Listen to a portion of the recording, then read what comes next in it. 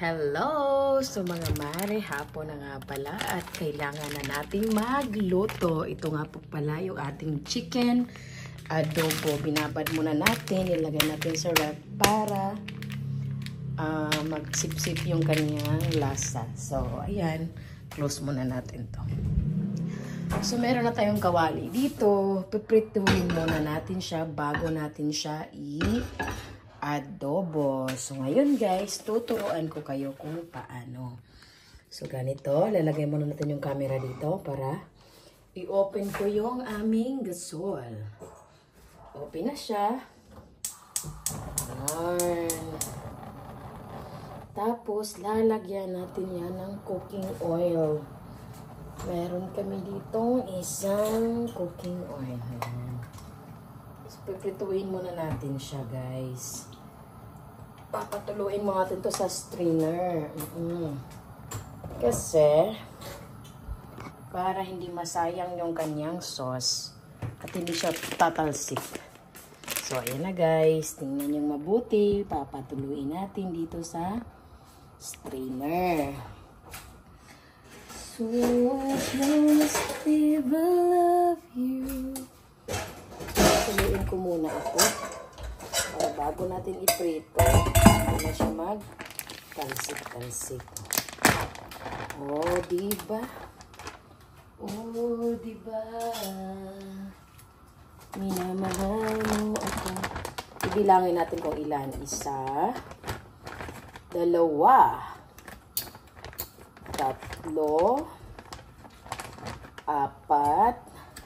6, 7, 8,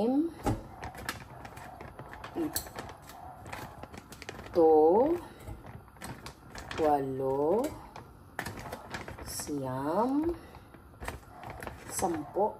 So, another 10 naman. 1, 2, 3,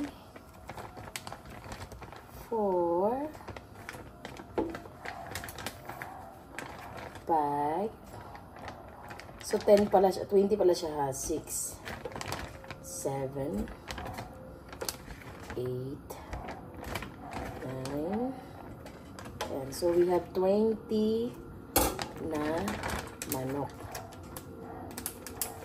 So kuklose muna natin ito para hindi siya matapon kasi mamaya pa ito gagamitin. So ayan guys, patuluin muna natin siya. Para hindi ganong matalsik kapag piniprito natin. So, ayan na yung 20 perasong chicken, ha.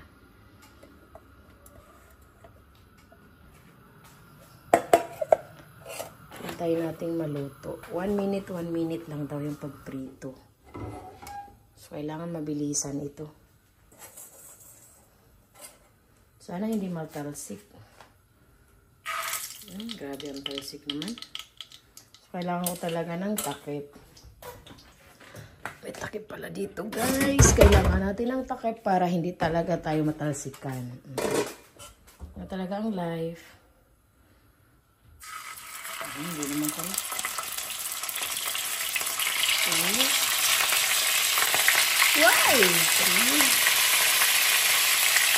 4, 5, 6. Aray ko. 7, 8, 9,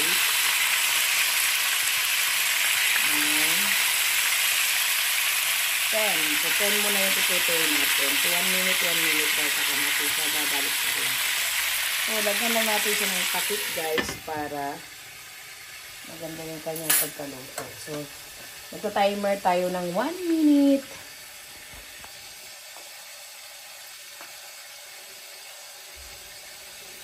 Para ibabalik tayo natin yan. Lalagay tayo ng light pack. Mahinang exhaust. So, meron pala akong kape dito. Kape muna ako yan sa. Sarap ng kape ko. Sabi ko sa sarili ko, guys. No rice, no sweets. Pero alam niyo ba, kumain ako ng rice, kumain din ako ng sweet. Pinuloko ko lang yung sarili ko. Ano ba yan? So, ayun. Yun lang yung jokes ko. Sana naman ay napatawa ko kayo. Habang nagluluto tayo ng adobong paan ng manok. Ay, hindi pala. Papaangat yun ng manok pala. So, ba't ang lakas ng ano natin?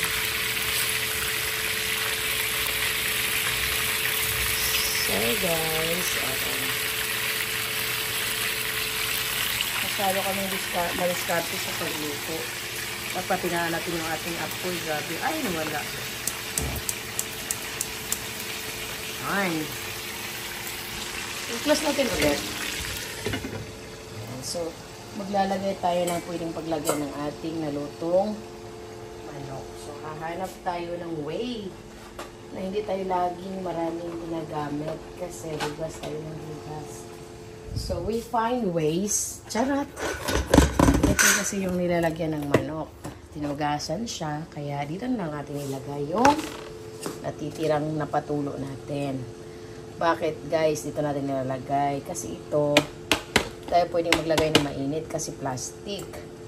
So, to make the story short, we put this, pinatulo na natin to. So, we are ready to change it. Lagay natin sa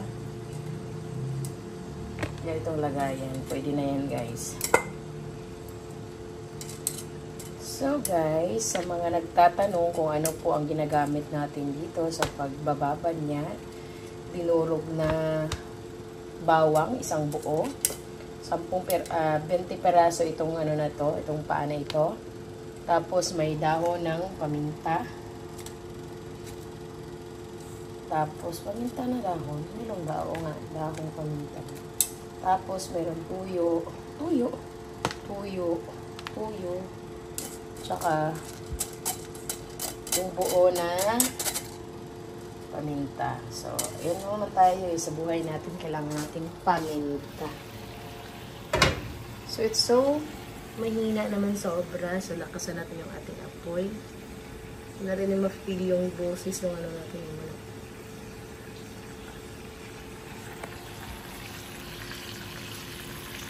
Walang nangyayari kasi sobrang hina ng ating apoy.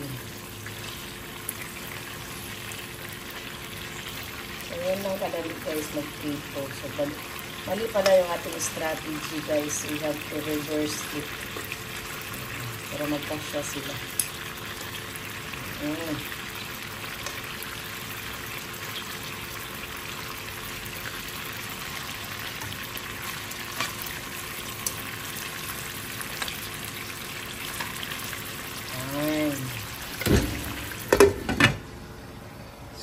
Kape ulit tayo, mga mari. So, bantayan niyo muna yung aking glass. Glass. Alam niyo guys, mahirap. Mahirap talaga maging isang content creator kapag ikaw lang yung gumagawa, camera, lahat. Pero at least guys, naipag-ano natin,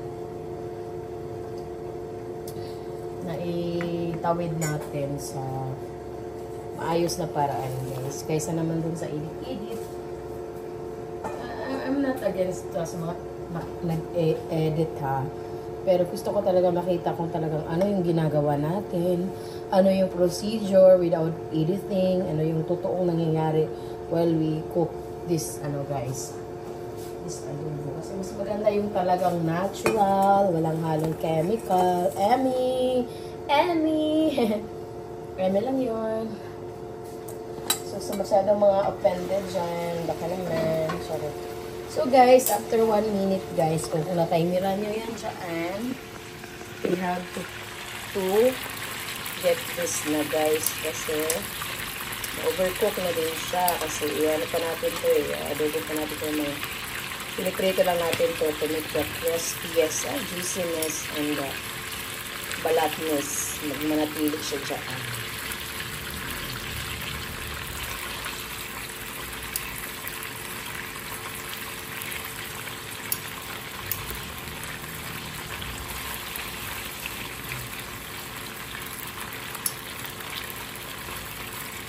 So, ilalagay na natin siya ulit dito kung saan natin siya pinatulog kanina. Hindi lang tayo ulit ng 1. Charot. Kita mo, lumulugo na siya. Ganito lang kasimple ang ating recipe for today's vlog. So, medyo mahaba-haba itong vlog natin, guys. So, kung gusto nyo panoorin hanggang dulo, syempre, mag-iwan na rin kayo ng bakas, i-share nyo na rin. Sa mga gustong matuto ng cooking strategy like this, yung mga simple, yung walang halong charot. Kasi guys, we all know that alam natin ngayon na ang social media ay super napakaraming pwedeng gawin para magkaroon lang tayo ng views, but maganda pa rin yung natural like this. Dahil napansikan na ako. Alam mo yung feeling na napansikan ka na sakit na realidad. Yung kahit anong gawin mo, hindi ka na makaiwas. Dito ang pagluluto, guys. You have to face the consequences. When you're cooking, it will hurt. Dahil you are earn your labor, guys. Kasi pagkatapos mo magluto, tapos masarap yung luto mo, syempre, deserve mo yan na kumain ng masarap. Diba? Huwag yung isipin na talaga nakakapagod ang buhay. Ang isipin nyo lang, at least buhay kayo. Diba? Charot. So guys, I have here this one.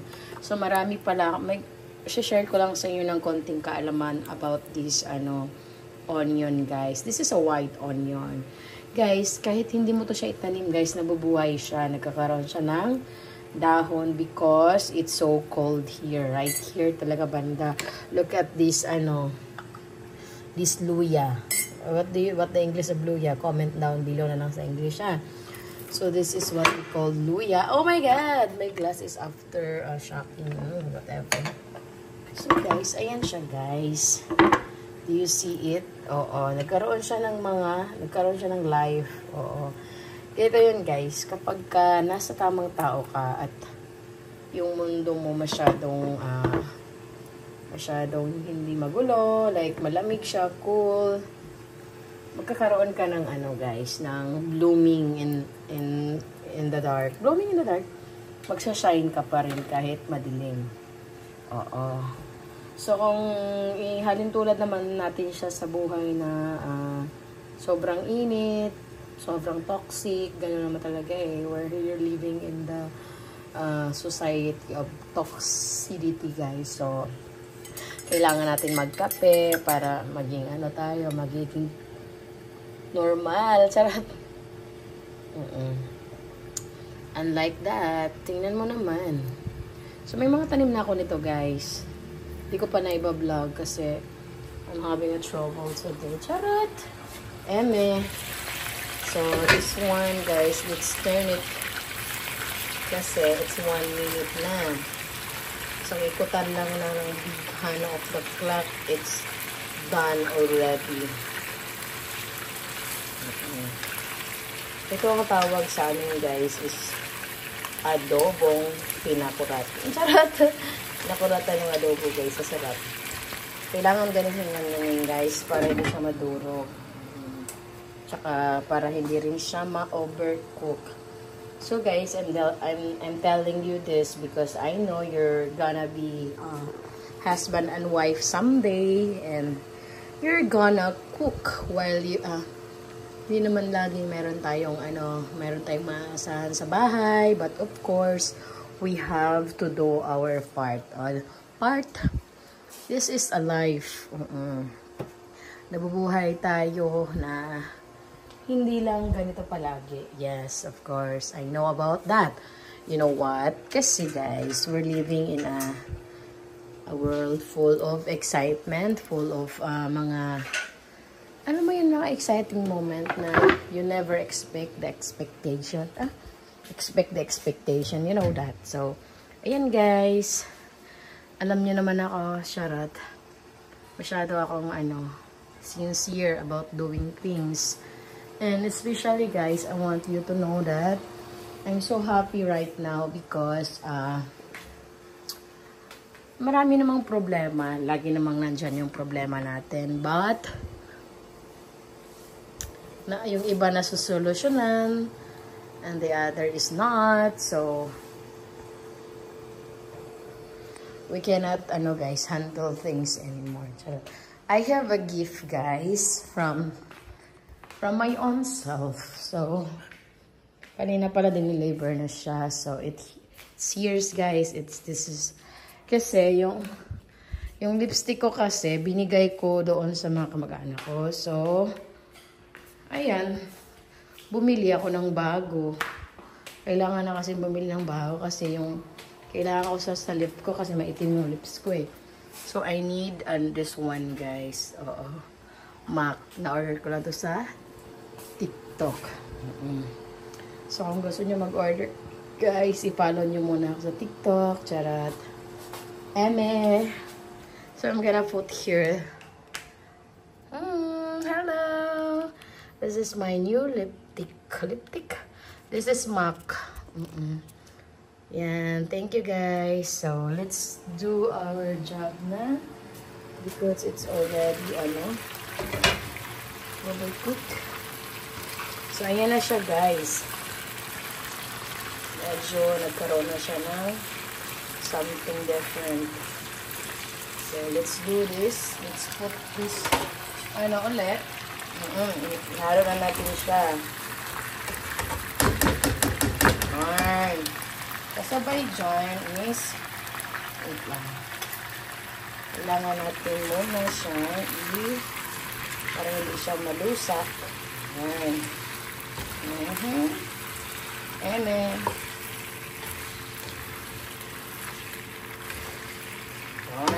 Let's save another 1 minute. So, dahil para yan sa kanya, save natin yung another 1 minute guys to make it super duper yummy. I hope you guys learn how to do this. It's very simple, you know. Just follow the instruction. I will give you the instruction maybe later on pag na-post ko na to. So, yes. Pag nagluluto talaga guys, deserve natin magkalat. We do things unnecessary. It's just happen accordingly. Charot. So, this is the sauce left. Yung sauce natin guys sa binabara. So, let's do this. Wait lang. Yung hair kasi I feel so uncomfortable. Maybe it's just like it's pawis na.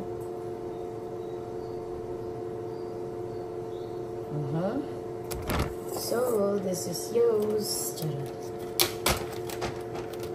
Let's open this package from kasi isasabaw natin ito.